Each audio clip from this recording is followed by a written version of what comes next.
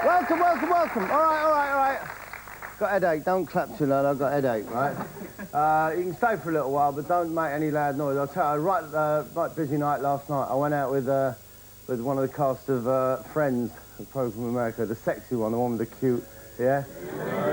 I don't remember his name. He's the one that goes out with his sister. We had a fantastic night anyway. We went to Fatty Arbuckle's, a big restaurant, fast food restaurant in Fatty Arbuckle called Fatty Arbuckle's, which is a strange thing to name a restaurant after a convicted rapist, but there you go, anyway. I've got to show you this. Look, I've got to show you this. I've come up with a brilliant idea. You know, I'm involved in medical research an awful lot. Well, I've got a mate who does a lot of operations on old people's stomachs and intestines, and he'd go in and he'll rip stuff out, and he's never sure what to do with it. So I've come up with this, look. Nutty flavoured colon. That's fantastic, that. Hey, no, waste not, want not. That's the name of the game. And this other fantastic stuff that I've got, look, in here, in this cupboard now. You know I have trouble with Welsh people, right? I have a lot of trouble with Welsh people. What they do is they come up on coaches and they get off the coaches and they look for... I don't mind them looking through my fence. I don't mind that. But when they climb over the fence and come onto my lawn, right, and start, like, looking at me, and it annoys me. So I bought this product here, which is very good there. It's called Get Off My Garden! And what you do is you go and throw it in their eyes, like that. Magnificent. Here you go, this is fantastic what it does, right? Look, take this, right? Take a picture of the... Here you go, there's the Queen Mother. Take a little picture of that, right? That's lovely. And then you get a tea bag, right? Get a tea bag, there you go. So you got a tea bag. And it can be the Queen Mother, can be the Queen, could be Prince Edward, any member of the royal family, right? And then, look, put them in there. 22213411412. Bing! And there you go. That's absolutely fantastic. Royal tea biscuit. That's fantastic, that is. Magnificent. You bought any videos? You bought the video of my film yet? You've probably seen it. There was a film called With Nail and I, right? But I made the sequel to that, which you can see there's a still from it, right? That's With Nail and Me. There you go. That's a very, very good film. You would have enjoyed that. And I was going to say you should buy this book, like a copy of this book, but you won't be able to, because it's sold out. I promise you, by the time you hear me say this, shoo, they'll be gone. All right, I got a copy. I got them advanced because I get them from America because all my friends live in America, right? Well, none of them live in this country anyway. But if you do get a chance, try and go, because I think it is the new biggest bestseller. Never mind about John Grisham, never mind any of that stuff. That's what everyone's going to want to get their hands on. Look at that. Knitting with dog hair. That is absolutely fantastic. Well, this suit. Made from a dead Labrador. Absolutely fantastic. Anyway, listen, I'll spend a little bit of time with you. Kind of too long. Obviously, this time, normally, I would be out and about. I was reading about that woman in the papers, and I think it's terrible what they're saying about her, right? They're saying she's an old slapper, she'll shag anything. I don't think that's right.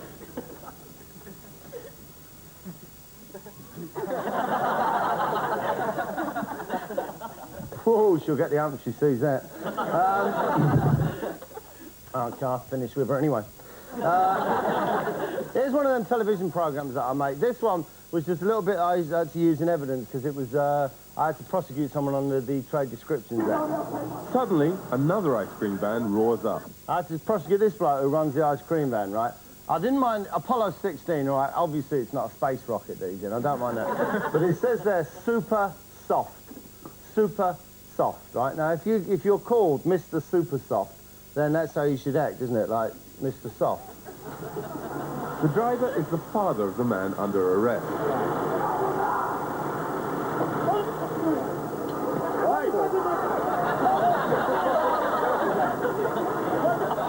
Leave him alone. What I've done is I've made him change the name of his company now. It's Apollo 16, Mr. Far Too Hard for a Man of them kind of years. Right? And, sorry, can I just finish this off? And then we'll crack on. That is gorgeous. Sorry, no, you come. I never know when you're going to come round. You turn up. All right, I know. I was in the middle of dinner. You've got a little bit. I'll tell you what this is, actually. I've been eating this for weeks because I had a big bowl of it. About 2 weeks ago, I was making a television programme down in Devon, and it was about the search for the the beast of Bodmin. This is a big monster that lives somewhere on Bodmin Moor. No one quite knows what it is. And I came across that there. But anyway, sorry, I shouldn't eat what I'm talking to, so I'll get on with it. What this is basically is people, well, this woman does it best, describing what the beast is like, what it sounds like. It was a very clear night, still, I heard a pin drop. Now, it wasn't a fox, it wasn't that strangled noise of the fox. It wasn't an owl, it wasn't a cow.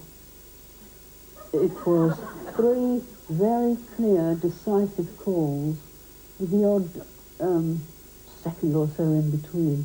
And after the 3rd call, there was a sort of exhalation of... Exhalation, what kind of noise is that? Almost a whistle, but not quite. And I rushed out here to the piano because I could hear this ringing in my ears. And I pitched it as starting from there, and that is the range, just from there to there. It really makes that hair stand on end, really. So there you have it, ladies and gentlemen, conclusive proof that the Beast of Bodmin is indeed Richard Clayderman. It is. He's Richard Clayderman, and of course that's complete nonsense, absolute rubbish. The Beast of Bodmin isn't Richard Clayderman at all.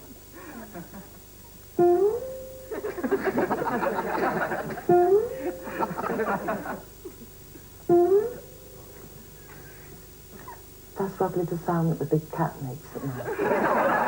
The Beast of Bodmin is Eric Clapton. Everybody knows that. Sorry, I'll leave you with this next bit to see, and I'm going to have a little bit more of my stuff that I've brought with me back from Devon. And we've got another caller on Beast Watch. It's Lobster Paul from Porlock. Go ahead, Paul. I was taking the dogs for a walk down the marsh one evening, and all of a sudden I saw this black thing. And this thing walked up the side of the hedge and disappeared through the hedge, and that was the last we saw of it. Yeah, that's very good. Sorry, could I borrow your mixing bowl? Oh, hang on. That's the bloke. That's the mixing bowl. That's the bloke. No, I'll tell you what happened. I was down his house, and he makes this stuff. I don't know what it is. It's a kind of a chocolate mousse thing, something. It's beautiful. I hope he's not watching this, because I nicked it. No, he was making it, and I shouldn't know. I better put it away from that. Because I did actually see it. I don't think he even knows that I've got it. I've got a little dog in the garden. Mind to have it back in one thing. It's all a load of rubbish, and there is no beast out there. Then give me a call on 0282 600 602.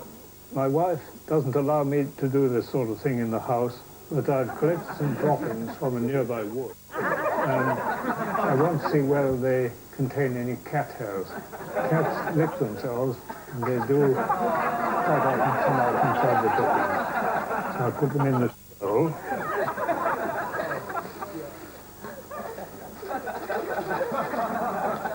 I'm pouring hot water over these droppings to soften them so that I can get the hard parts out. We'll give them a good stir.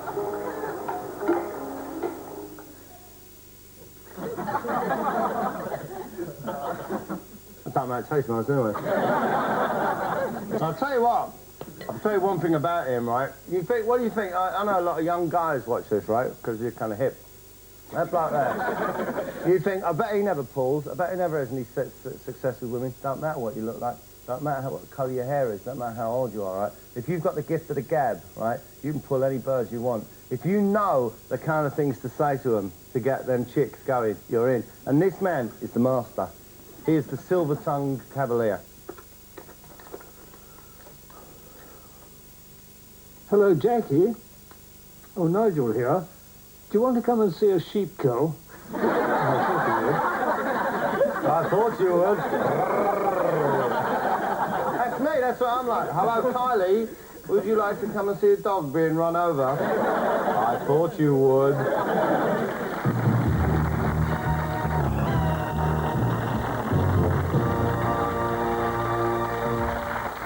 Thank you. Here I am now in the Hollywood corner. That's my fanfare. This is where all the great and good from the world of show business send me certain things. This is very nice here. It's very, very attractive. I don't know if you can see that. Can you see that in close-up? That's a little clock, and it's surrounded by crabs lobsters, shrimps, various pieces of sea life. And of course, it's a gift from off Daryl Hannah, who starred in the motion picture Splash. She played the part of a mermaid, and she's got the little seafood thing running through that there. And this is the other thing. I think you're going to find this very, very attractive. You look at it and you say, well, what is it? Well, it's a pink Cadillac.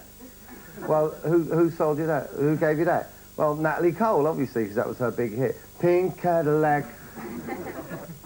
Pink Cadillac. And that, but no, don't go away. Don't go away because I haven't finished. Look, wait, look. There's a little calculator, look at that. And Natalie sent that and said, here's a pink Cadillac, but with it, you can add up the moments that we're apart. And so far, it's come to over 11 years. Which is quite something, I think. I've got to, what was I showing you? Oh, yeah, of course that was my documentary about the Beast of Bodmin. Right, these are, the next people I'm going to show you are some policemen, right?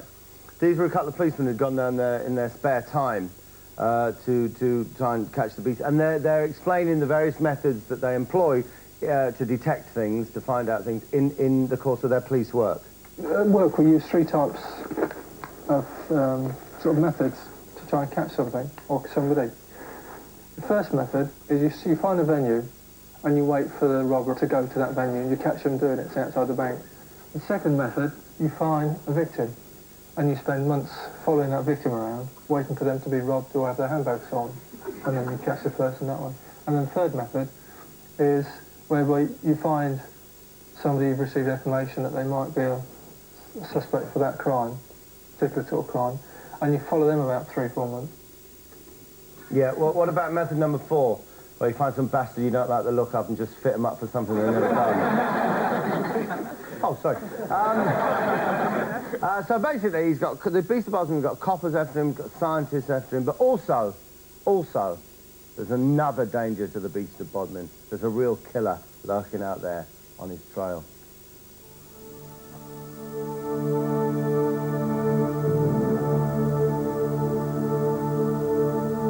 I'm a slaughterman by trade. I get all the way around the southwest where this beast has been marauding or moving around. I shoot a lot of bulls, mad cows. I think one day on one of the farms that I shoot and the cat is about, I shall have him.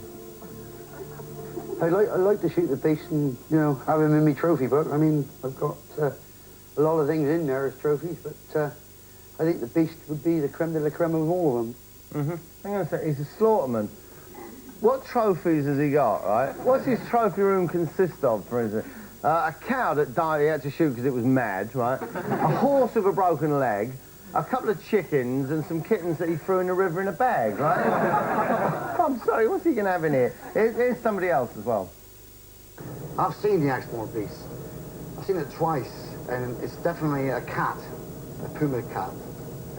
You know, but I just can't, I've been everywhere. I've covered nearly everywhere, in caves, places like that, looking for it. I've seen the tracks, but the Exmoor beast is too clever for me. That Exmoor beast, sir, he's too clever for me. Oh, absolutely, sir. I don't mind telling you that. In fact, most forms of wildlife is too clever for me. No, sorry, this is a man called Johnny Kingdom. Johnny Kingdom, where's his gun? He ain't got one. Where's all his scientific gear? He ain't got it. He don't need it. You know why? Because Johnny Kingdom is an independent filmmaker, like myself, all right? And all he's got to get him in and out of these rough spots is raw courage. Ah, here it is. Information is right then. But do me a nerve, I should think. Oh, that's the beast. I'll stick it. Get this bloody thing right, I think. If I do.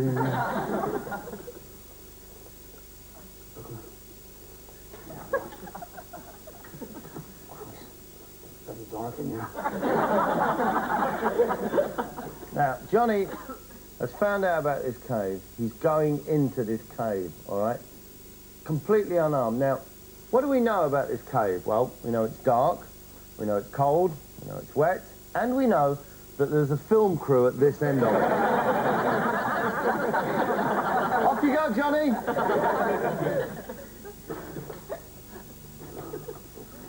I do a place for the beast. I've got tracks around here. Oh, it could be a fox, that's too small. Could be a fox, or it could just be a researcher who's walking down the forest. There's one there, very big one, right? That's the director. Very weird in there, of course, quiet. Very cool. We're a bit surprised the X will be something in here. I don't like it in here at all, man. It gives me the willies. So they're all standing there with padded jackets and clipboards saying, don't be frightened, Johnny, we're here.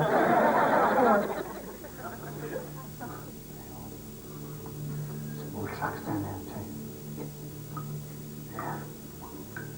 Yeah, definitely tracks there.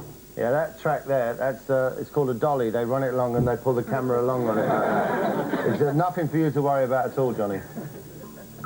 I ain't going much further. I'm a bit scared. I think I want to get out of here. Johnny, we're all here. There's nothing to be frightened of.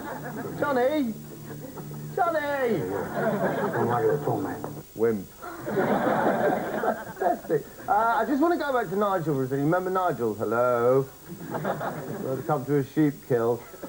Just in case you guys out there think all you need to do is have the patter to put... Well, OK, the patter gets the girls, but to keep them, you have to know how to show a lady a damn fine time. Oh, it isn't far, is it now? It's all uphill, isn't it?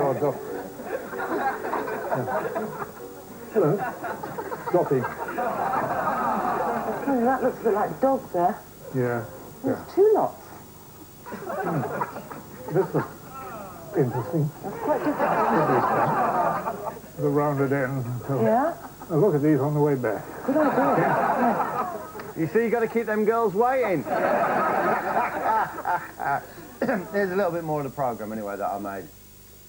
I was walking with Bess, my dog, early one morning, coming back with two friends, and... Sorry, I need to tell you, this is a woman called Vera Maneri, who's going to tell us about her experiences when she came across the beast. I'll let you into a little trick now of making these films. She wasn't the first person I used. I did use somebody else first, but the problem with having people appear on these television programmes is you have to have people, you know, who can do the job, who can get across what it is you're trying to get them to say. Some people are not quite up to it, some people are a bit dull, some people aren't naturally artistic. Here's the woman that I used first. All right, just don't be nervous, but give it plenty. Right. You know what I mean? We want to hear what you're telling us. Okay. Okay, in action. I was walking along with Bess, my dog, early one morning, coming back with two friends, and the sheep were all there as usual. All of a sudden I said, look, this great big animal, light sandy colour, long curly winding tail up there, and just prowling. Could you just give us a little bit... Can you paint us the picture a little bit more, love? Do you understand what I'm saying? What, it wasn't all right? It's fine, but can you paint us a picture? The people out there, look into the camera, the people out there at home, they want to see this cat, they want to see... Right, okay. All right, yeah, love. I'll do it In again. your own time, don't be nervous, be natural, but... Action. I said, look, this great big animal, light sandy colour, long curly tail, winding up here, just prowling along the steps. It just went up to the top. That's fine, that's fine. Come back. It's not very good, really, is it? Can we, the other old lady, you know the old lady, can we get her to do it? Do you mind? Give her a shout. We'll go over to her garden and do it. That's fantastic what you've done, love. That's great. Let's go and get the old girl. She's got to do better than that. So basically what we do is we went to Vera's and just gave her the same as just, you know, just try and tell the story with a bit more animation. I was walking with Bess, my dog, early one morning, coming back with two friends, and the sheep were all up there as usual. All of a sudden, I said, look, this great big animal, light sandy colour, long curly tail winding up, and just prowling along. All of a sudden, it just went up the top of the field and jumped the whole lot, the gorse bushes, the hedges, everything. Sheep weren't worried in the least. You see, that's more the kind of thing we're after, basically. Here's another programme that I made, right, while we're on the subject of animal documentaries, because that was about... This is about an animal practice. Now, I have to make this very, very clear for legal reasons. This isn't from Animal Hospital. all right, which is the Ralph's program, which I used to make, all right, but I had to leave because of some legal problems with a chihuahua. But this is from another animal practice program I make, which follows the work of vets and things like that. Have a look. All right, well, we can at least sedate him if needs be. Yeah. Vet Simon Thompson has had an emergency call from a cat owner. Really? Oh dear, sounds dreadful. So off he goes, look. Can I just say one other thing, right? Because I value, and please don't spare my blushes. I'll say this, I made this program. I do value your judgment as not just as you know, as viewers, but as friends. Tell me, is the music over the top? Yeah, all right. I can't imagine how it can honestly catch its foot in the cat flap. Well, he could catch his foot in the cat flap. Watch. The cat with the trapped paw is thankfully just minutes from the practice. What's happened is, I think, that there was a fight between the two cats. She's putting her paw through the door and jammed it in a fight. I see, okay. The owner has been struggling to release the cat from the inside. Look, see her? Can you see at the edge of the paw? To the left-hand side. Yeah. How on earth she managed to get it? But he hadn't thought of lifting the flap from this side.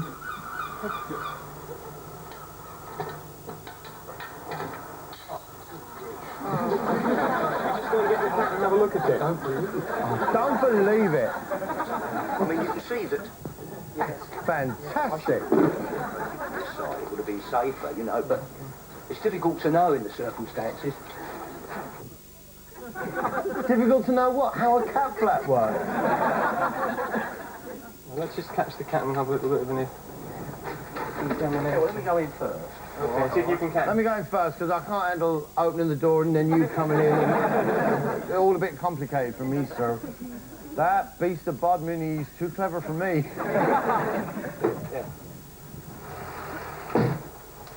Well, that was medically challenging, wasn't it? There you go. Anyway, look, I'm sorry, time's kind of run out. I've got to go. I've got to go out, right? For two reasons. A, because Chris Quentin, who used to be in Coronation Street, is waiting to meet me, and we're going to go down McDonald's and have a thick shake, all right, mate? And secondly, because I can go out, because it's amazing. I've discovered that the front door, if you turn the knob and pull it, it opens. Fantastic. See you later.